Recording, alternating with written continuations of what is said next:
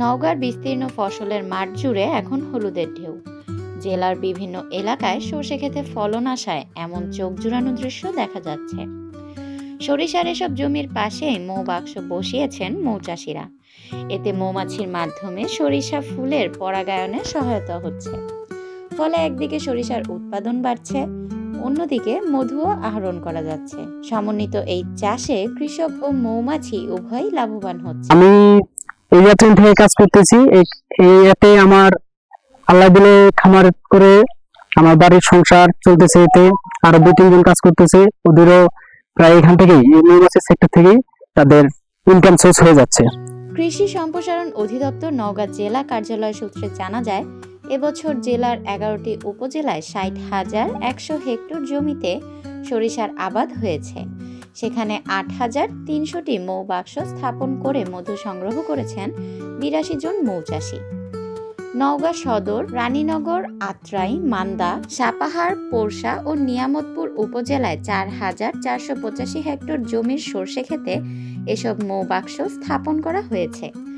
8,300 মৌবাক্স থেকে চলতি মৌসুমে 2,70,000 কেজি মধু সংগ্রহ হবে বলে ধারণা করেছে কৃষি বিভাগ। নওগাঁ জেলায় এবছর 60,100 হেক্টর জমিতে সরিষার চাষ হয়েছে।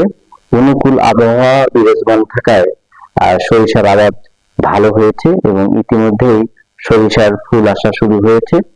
আমাদের এই মৌবাক্স থেকে প্রায় 2,70,000 কেজি মধু উৎপাদন হবে বলে আমরা আশা করছি। ইতিমধ্যেই প্রায় 22,000 কেজি মধু সংগ্রহিত হয়েছে।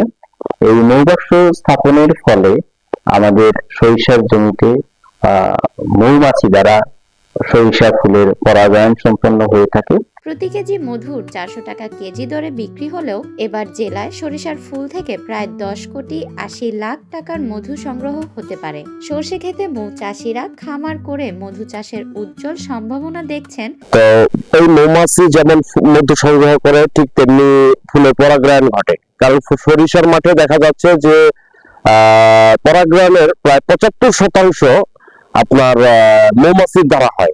একটি পরিপক্কতার একটি মান আছে, যেটি আমরা বলে থাকি যে ময়েশ্চার 18 থেকে 20% হলে সেটিকে আমরা এ গ্রেডের মধু বলি।